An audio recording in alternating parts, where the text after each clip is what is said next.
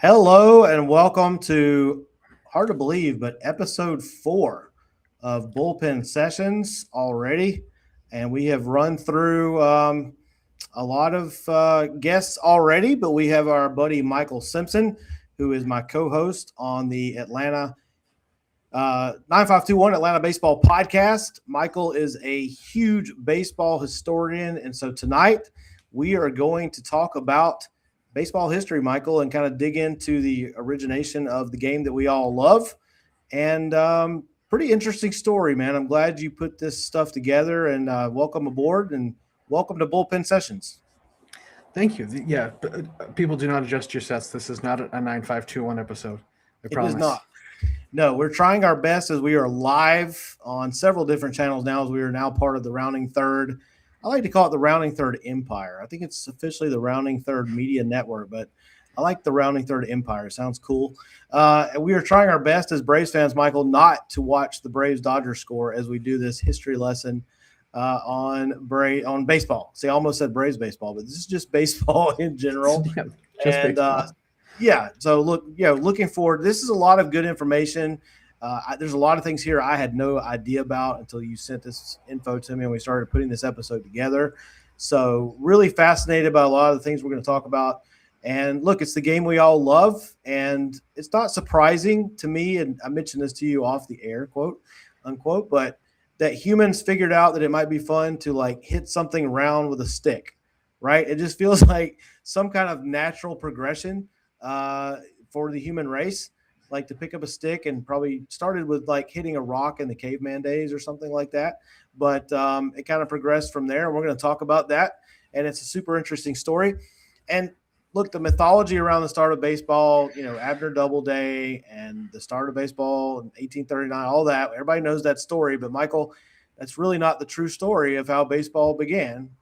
So kind of give us the overview of the early kind of similar games that developed and how those kind of we'll get into more details. But what were the similar things that started to develop like as early as I believe you got in here like 1400s? The 1400s. It was a bad. It was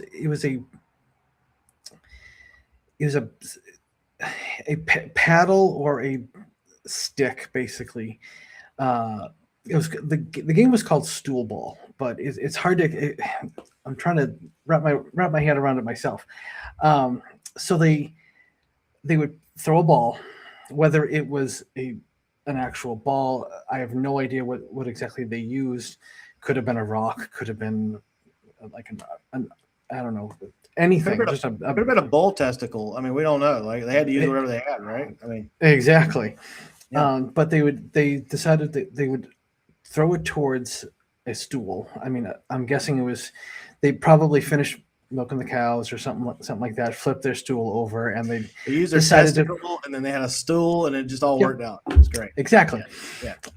But they would throw it at it, and then someone would maybe they were trying to hit it or whatever, get it in the hole or something like that, in between the legs, or they eventually someone decided, well, let me see if I can defend it, and hit it with either my hand or a stick or a paddle of some sort.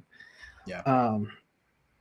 But they started doing that, and then from there it went to the point, well, you have a stool tool, we'll try and do it back and forth, and then running between the tools became a thing.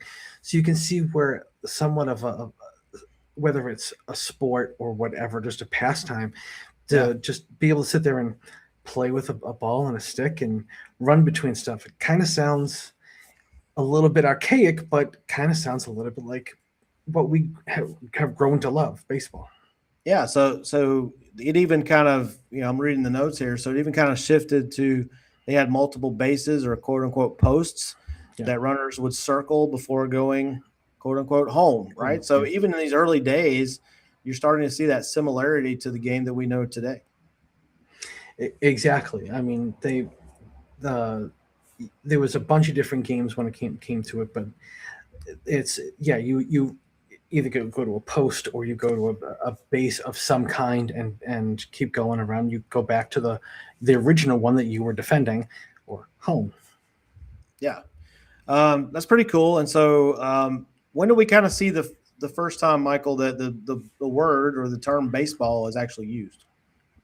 So in 1744, there was a children's book called A Little Pretty Pocketbook. I have Um, that book. I got that one. I got that oh, one. okay. Yeah, That one's it's back on the shelf right behind you there. it is. Yeah, you can't see it right now, but it's definitely back there for sure. Okay. So they had there was a little poem in there and it mentioned baseball. Um, I don't have it written down, but like they hit the ball and ran home. It was a mention of bases and balls in it. So there's a an actual like mention of a sport that kind of sounded like baseball. So that kind of tells us right there, because this is like 100 years before Abner Doubleday, right? So that kind of tells us Correct. right there that the game had already started to become what we know as baseball before Abner Doubleday was even in the picture, correct? Correct. Yeah, he was not even born yet. He was not twinkle in his dad's bull testicle. Right. Right. So so let's talk about, as this game now it makes its way to the colonies, right? To the American colonies. Let's talk about kind of that evolution as it came to the colonies. And I would imagine, Mike, as it did that, you're going to get different versions of the game in different places, right? It's not one standardized game at this point for sure. So talk a little bit about that evolution as it came over to the American colonies. Yeah, there was about the 1820s that they started playing what was called town ball, and each area had their own kind of game. There was two that kind of grew up out of it, um, and were played the most from what we can see. One of it being the Massachusetts game, which is it's kind of similar, but there's definitely differences between what we're used to. And the other one was the New York game, and that tended to be a lot closer to what we're used to. The Massachusetts game had five bases.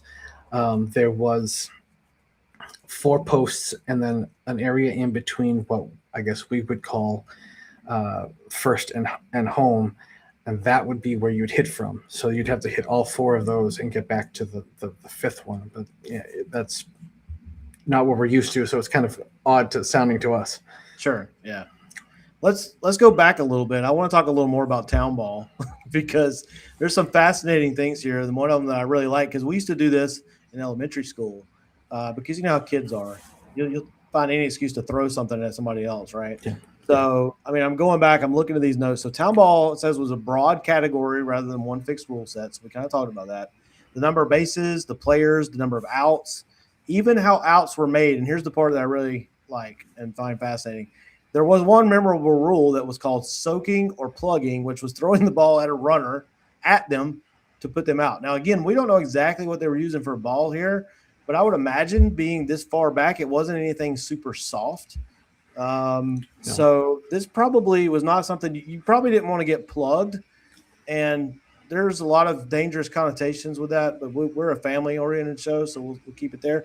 But this is pretty funny to me, because I'm picturing these guys in the 1700s, late 1700s, early 1800s, playing this game where they're just trying to peg each other with a hard round object.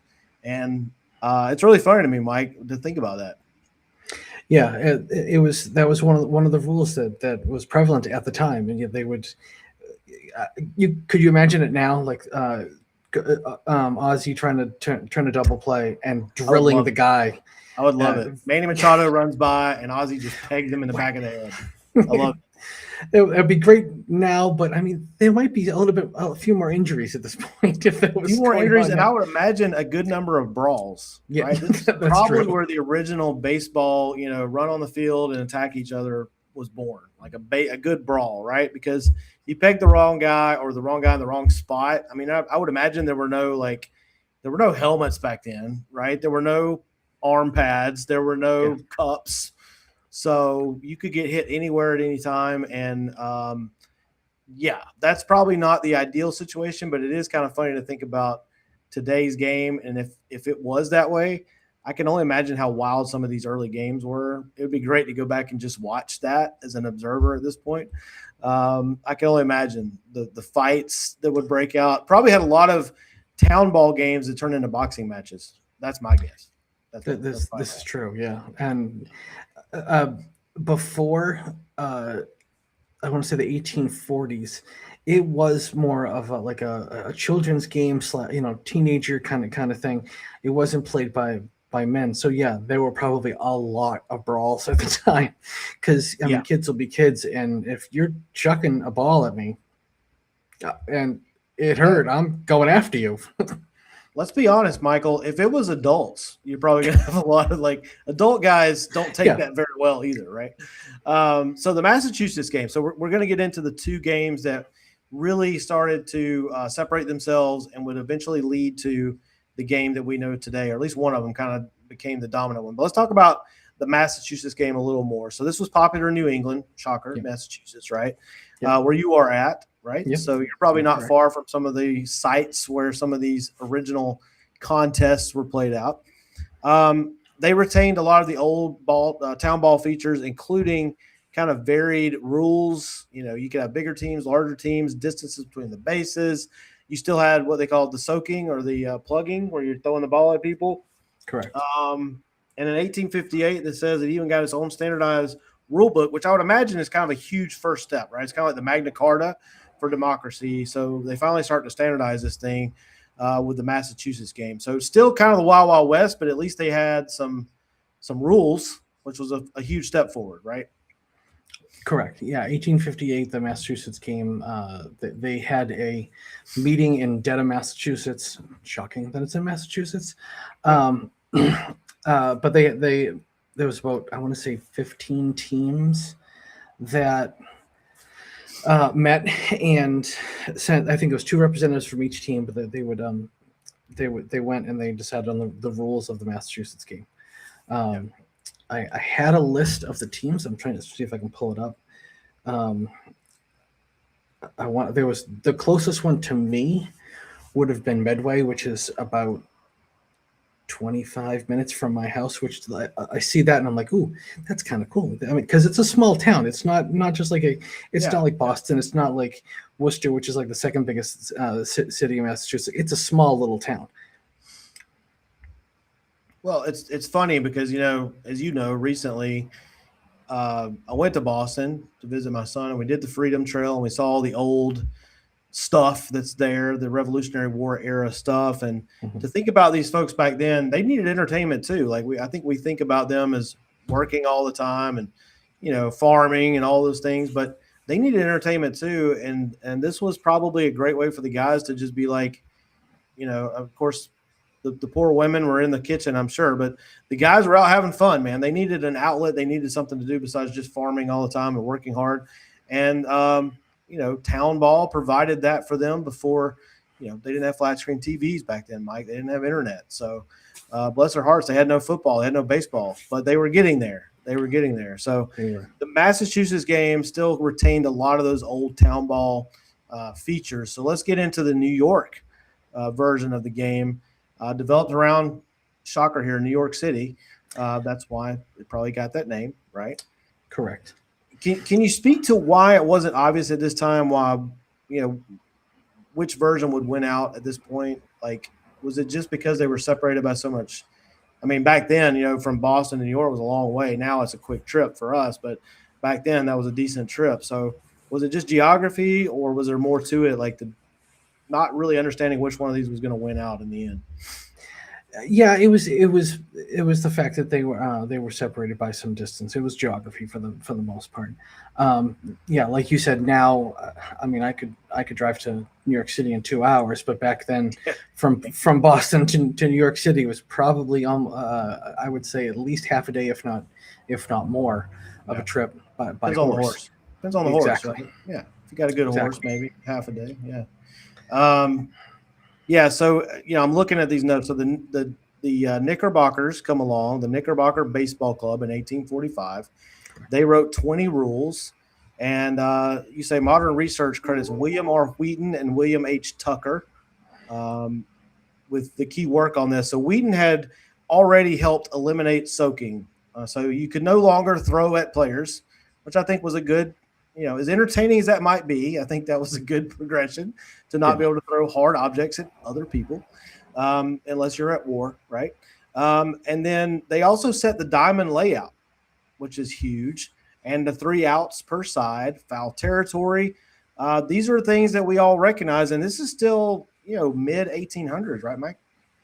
Correct. Yeah, 1845 is when they sat down and they wrote out some rules. I mean, a lot of the stuff was being used at the time, and yeah, for the most part, soaking was out of the game in the New York game, but there was nothing official, and like there was, they'd have teams playing against each other, and they would just kind of use a lot of the same rules, but they could pick whatever they, well, we want to use soaking, or we don't, or we want 5 bases as opposed to 4 or something like that.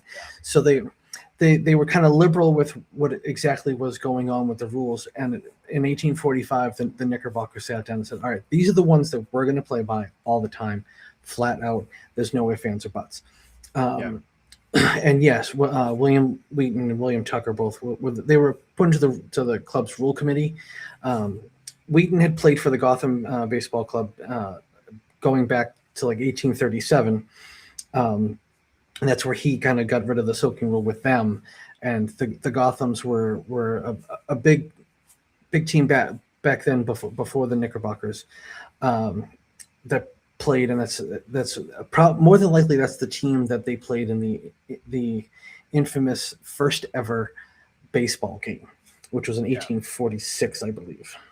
Is this the one at Elysian Fields? At the Elysian Fields, yeah. Yeah, so the Knickerbockers actually lost that game 23-1. So how did they lose their first like they were supposed to be the guys who kind of set the tone here, right?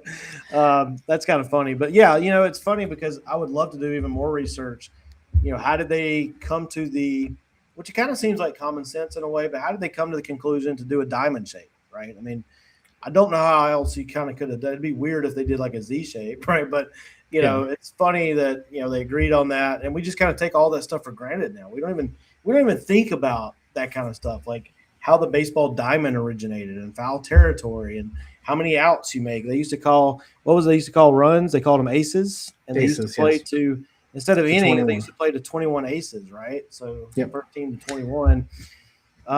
So you can see a lot of similarities, obviously, in the game we know today, but also probably a very different game. If we were watching this, if we could travel back in time, we would probably recognize it as the precursor to baseball, but it will also be a very different experience than what we experience today. Yeah, correct. I mean, for yes, we would see the diamond and go, okay, that's probably baseball. We would look at like why is there no mound? Because there was a pitcher's box, and it was only 50 feet from the plate. Not only that, but they were also throwing underhand. There was no overhand throwing, and you couldn't go above your hip. It would have to be, you'd be lofting it. You weren't looked at like you were trying to get the person out. You were trying to get them to hit the ball. Right. Like that was the whole point. There was no. You wanted your defense to make the play. Is that kind of what we were talking about there? Correct. So like Bryce Elder's pitching, right? He's fine to, he's trying to make contact. Exactly. Yeah. Or Greg Maddux even. Yeah. So I want to give some credit here. He was really good at getting them to make contact, but get out. Elder's not so much good at that. Right. Well, Maddux would have been great back in the 1800s for sure. There you go. So let's make sure we give credit where it's due. Daniel Doc Adams, he joined the club in 1845 and refined some of these rules. He created, this is the one I want to talk about, he created the shortstop position, and it says it was created as a relay position. So I assume that was kind of a relay between the outfield and the infield to get the ball in. And the shortstop position, of course, now is one of the most, if not the most important infield position. So that's interesting that somebody finally figured out that, hey, maybe we need to put a guy here between the outfield and the infield to relay that ball home. And this was, again, I just want to give credit to old Daniel Doc Adams, who may be looking on from wherever he's at right now and watching our podcast. Who knows? So I just want to make sure that he gets credit for the shortstop position because, again, that's a huge position. Without the shortstop position, Michael, we would not have Ozzie Smith. and that would be a tragedy. Correct. We wouldn't have Ozzie Smith. We wouldn't have Cal Ripken, although he did go to third. But yes, correct. Without Doc, we would not have had the shortstop position. That was mostly because there was no outfield fence. You hit the ball no matter where, you're running after it, and I don't think they were going to have the arms to get it in from 700 feet away. So someone had to go out there, and he decided, well, maybe we should make a position. It probably was played more of like a short field. I mean, I've played softball. I've been men's league softball, and sometimes you would play, you play like a short fielder in front of the center fielder if there was a big field. So it probably was more like that. Then eventually migrated over towards the third baseman. Yes, Nick, we wouldn't have had Rafael Belliard either. You are correct. Rafael Belliard. Bobby Witt Jr., right? We got it, yeah. Okay, so let's talk about 1857. This was a big year for baseball, or whatever we're calling it at this point. So the New York area clubs that we talked about, they formed the National Association of Baseball Players. So I guess at this point we are calling it baseball. Yep, and they really standardized some key stuff here. They standardized the 9 innings. I don't know how they came to that conclusion, but God bless them, it just seems right. 9 innings, 9 players per side. They standardize that, so that's huge. 3 outs and a diamond field. I mean, that right there is pretty much the basics of baseball. And so really by 1857, Michael, it's starting to take shape as the game that we know. And the 90-foot base pass also. Yes. Yep, that was another one. And if I've heard so many times, well, if you shorten it to 85 feet, then batting average would go through the roof. So somehow they just knew it was perfect at 90 feet. Yeah. Good for them. It was heavenly ordained, Michael. Yeah. It was meant to be. 9 innings, 9 players per side, 90 feet. It all makes sense. It couldn't have been any other way, right? Correct. So the game's starting to really take shape. And I want to stop here for a minute and just appreciate the fact that as the country grew up, baseball grew with it, right? Yeah. They are intertwined. And I think a lot of times we think, well, baseball started about 100 years after the country. But no, this really was a part of American culture from the beginning when you look at how this started in the colonies and kind of progressed. And I think it's one reason that despite you can talk about TV ratings, you can talk about popularity, baseball still holds a place in American culture that is unlike any other sport. And I think this is why, because this game grew up with America as both of them grew, and they're going to go through a major growing pain that we're going to get to here in a minute that affected the country in a large way, of course, and also affected the spread of the game. But, up until this point, tying those two things together, we celebrate America, we celebrate baseball, and they just kind of go together. I think it's why people get so, baseball is celebrated so much at Memorial Day and 4th of July, and we love the Field of Dreams, and it just all kind of goes together. And this is a great example of why, because the culture of America and the culture of baseball they grew up together like little siblings. Yeah, no, I totally agree. And to second that, there was, like you said, that they grew up together. So the war ends in 1781. Treaty of Paris officially ends the Revolutionary War in 1783. And then 8 years later, in the town of Pittsfield, Massachusetts. It's a city now, but it's not big. Trust me, for someone who lives in Massachusetts, it's not a big city. Yeah. They passed a bylaw to protect the windows at the meeting house because people were playing all kinds of sports, but it was they prohibited wicket, cricket, baseball, bat ball, football, cats, fives, and any games played with with any kind of balls. They were prohibited to be within 80 yards of the meeting house because it was brand new and they didn't want to have to pay for the windows. Right. So right. Smart. That's smart. Yeah. Exactly. So 8 years after we signed the Treaty of Paris to become our own country, there's baseball being played. Yeah. Given it's not what we're used to, like, I know we're backtracking a little bit here, but it encapsulates what you were saying. We grew up together. This is only 8 years after that we became a country. So clearly we're kind of intertwined. Yeah, and even though the origination of the game may have come from overseas, and I know there's also, and we didn't we didn't get into this. I don't know if you did any research here. We don't have to get it deep, but I know that the Brits have always said that we kind of stole baseball from a game they had called Rounders. I don't know if you've ever done any research on Rounders, but regardless, we took this game and made it our own, and it had its own special American flair to it. And I don't care about even if we did steal it, we changed it to the point where because look, people say baseball and cricket are very similar. You can watch a cricket game, and it's I mean I see the quote unquote similarities, but it stops pretty soon. Like American baseball is its own thing and it's very unique. And I think it's the reason why, again, it's so revered even till today. So, regardless of how it originated, we took it and made it our own. And it's still, to me, regardless, again, of TV ratings or whatever you want to look at, is the American pastime, regardless. Yeah, and there I did. I mean, I've known a little bit of research when it comes to rounders too.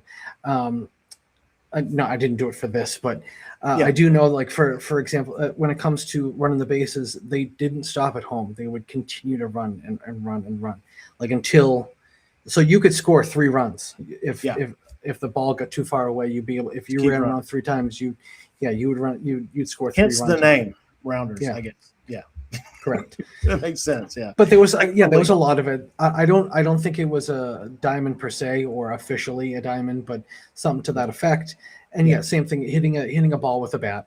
It's a lot of them were the same. Rounders is it's a cousin, I'd probably say, of baseball. It's not exactly, but it definitely is. It's close. Well, and that goes back to the fact that I think, you could probably go back to, 500 BC, Mike, and find some humans in a field somewhere that found a rock and a stick and are trying to hit, like it just feels like it makes sense. So I think it's kind of weird to try to take credit for anyone. We took something that everybody has done since human civilization and we just made it our own. And so that leads us into one of the most influential moments and periods in American history that also helped spread the game. Mike, you want to talk a little bit about how the Civil War influenced the spread of what would become our national pastime? Well, you'd have soldiers from different cities and different areas and different states playing all kinds of town ball. Well, the one that they ended up playing a lot of was the New York game. It ended up being that ended up being the one that they played more often than anything else, and that by going from camp to camp and going through other through the states as we were fighting, on off times, not actual battles, you'd have them, having fun playing the game, and they would, as they went around to either before the battles or whatever, they would be bringing it to other parts of the country, and that ended up being the one that ends up kind of spreading out, and unfortunately for my home state, kind of ends up essentially eliminating the chances of the Massachusetts game becoming big. Yeah, I mean, obviously a lot of, and real quick, I want to put Nick's comment up here. You just throw it wicked hard at the guys to get them out in Massachusetts. I hope I did that justice. It's hard to do that from a southern You didn't. accent. Sorry. Wicked And hard. apologies to the guys who commented earlier. I'm still getting used to seeing comments, so appreciate the folks who commented earlier. We'll get used to that. So, yeah, I mean, look, a lot of obviously tragedy came out of the Civil War. A lot of people sacrificing their lives for that.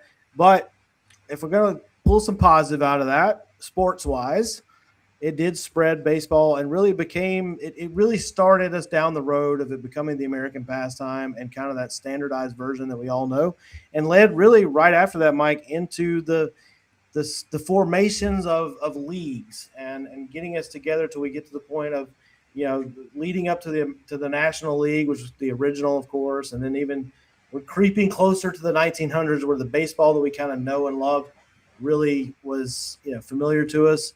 So, after the war, you started to see more clubs, probably more parks that were being designated for this. I don't know if people were building ballparks yet. That's something I guess we'd have to do a little research on. Do you know anything about that? Okay, nobody was building baseball parks yet, but no, they weren't. It was more played on just an open field.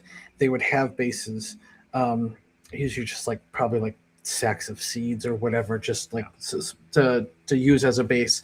But it was played for the most part like that. Um, I've been to a vintage baseball game before. I saw one in Warwick, Rhode Island, where they played by 1864 rules, and yeah, it's just an open field.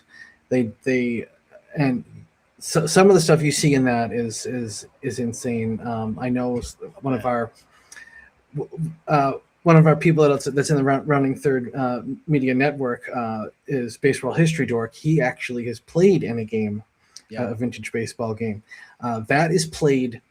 There are no gloves at all. If it bounces once and you catch it, it's an out. There's a bunch of different that's how I learned about the hole that they threw everything underhand. They was 50 yards, 50 feet from the plate. Yeah, it's definitely a lot different from what we're used to. But this is what gained all the popularity during the Civil War, and this is they loved it. And that's what spread. So that's good. When you were researching this, Mike, do we know how do we have the information we do have from pre-civil? I mean, I know during the Civil War, a lot of soldiers were keeping journals, so we probably get a lot of info there. But pre-Civil War, do we know kind of how we have this information about how the game evolved? Was it word of mouth? Were there written records? How do we kind of know what was happening during that time? Well, the Knickerbocker they wrote out when I say they made up the rules, they wrote them out. There is a copy, I believe, in the Baseball Hall of Fame. If it's not there, it's in the Library of Congress. It's one of the two. They have the actual written out rules from the Knickerbockers from 1845. Very cool. A lot of them, there's a lot of really weird ones. I'll have to research that a little bit more and bring it on next time, even though it'd be kind of out of sync. Still, it would be nice to learn about it. Yeah, it's just I guess we humans have been writing for a long time, so I'm sure there's written records. It's just funny to think about how do we know all this stuff. I'm sure there's some Dead Sea Scrolls for baseball. There's probably some records out there that we have.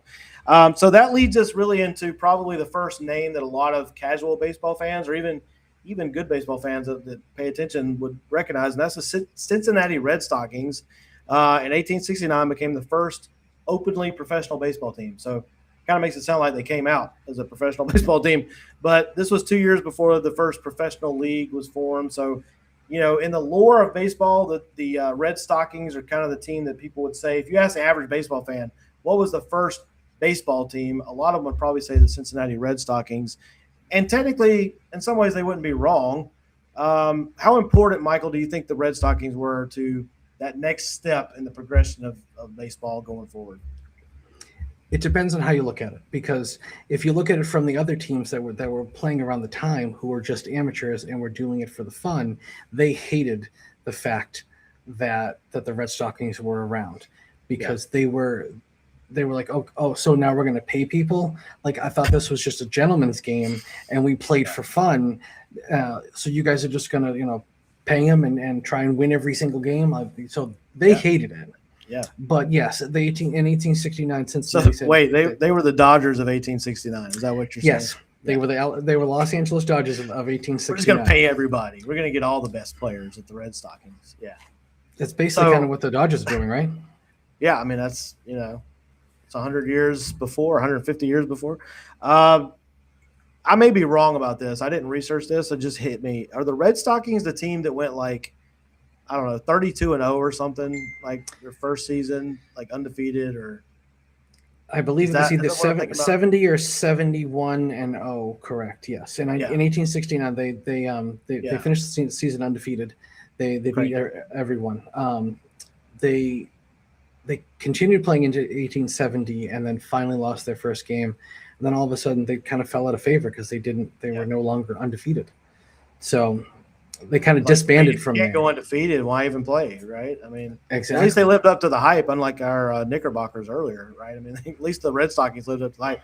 No, I remember that. If you go to, I highly recommend this. Anybody that goes to Cincinnati, if you're a baseball fan, go to Great American Ballpark. They have an incredible Reds museum there, like a Reds Hall of Fame, but it really tells the story of baseball there. And there's a section there that talks about I got all my Braves fans are messaging me. If you're hearing the dings in the background, the Braves took the lead here. Um, there's an incredible section there about those Red Stockings and the history of baseball. That's just, if you're a baseball fan and you haven't been to Cincinnati, if for no other reason, go check out the museum. It's well worth the time, well worth the effort. So, Mike, we've talked about the progression here. We've gotten up to the Civil War and just after, and we're starting to get to that point now where we kind of all recognize things. There's even stats for this upcoming period of time, the 1870s, 1880s, 1890s. You can actually go on Baseball Reference and pull some of these stats. They're not super comprehensive. There's a lot of data missing there, but we do have some stats from that era, and we start to talk about players from that era as we lead into, of course, the modern 20th century baseball. So we're going to take this journey together. I assume, Michael, you're going to come back. We're kind of doing this. If you just joined us on Bullpen Sessions, we have this is our 5th episode, and what we're doing is really having each week a guest that right now is associated with our Rounding Third family here, the Rounding Third Media Network, from Clearing the Bases, and then, of course, Michael here from the 9521 Atlanta Baseball Podcast that we co-host. And hopefully we'll have other guests on as we progress. But so, Michael, you'll come back around in a few weeks, and we'll do round 2, and I guess we'll pick up where we left off, right? Yeah, I'll start right around 1870 and keep going from there. At least we'll give you 1870 to 1900, give you a good chunk, but that's a lot of information in there. So that's it. Might sound like 30 years isn't that much, but there's plenty of information there. I mean, you think about the last 30 years of baseball. There's a lot of data there, a lot of stories, right? So yeah, we can take our time with it, and look, we got plenty of time. We may need to fill in some time next season, actually. So if we want to carry this thing even further, chance. Okay, yeah. So definitely, yeah. So Michael, thank you so much for putting this together, man. This is a lot of great info. It's really cool to kind of, think about things we don't really think about that much when it comes to the history of the game. Yeah, no, I've loved bringing it out and letting people learn about this kind of stuff. It's been a passion of mine. So yeah, I love it. Yeah, awesome. Well, we're going to wrap it up. Again, we have we're super excited to now be a part of the Rounding Third Media Network going forward. We're going to be live as much as we can on Tuesday nights at this time, 9 Eastern-ish, maybe 9:15-ish, but 9 Eastern generally. And next week, we'll see what happens. We're also looking to bring back, my wife and I, the He Said, She Said podcast. We may throw that on Tuesday nights as well, so keep an eye out for that. And watch the Rounding Third Media Network every night. We've got a show going all the time. We've got, of course, the original Rounding Third shows. We've got the NYMLB Talk guys going now that are part of the Empire here at Rounding Third. So just incredible fan-driven baseball content for you guys to consume every night of the week. And so, Michael, thank you again. I guess I will see you again on, actually, I'm going to miss next Monday night on our Braves podcast, but you're going to have Mark Fredrickson join us for a third time to tell some Brave stories, correct? Correct, yeah. I contacted Mark today, and he says he's game, so awesome. We'll talk to him next week. Awesome. So tune in next Monday night for the 9521 Atlanta Baseball Podcast, and we'll be back with another episode of Bullpen Sessions. And in the meantime, folks, we appreciate you, and we'll see you at the ballpark.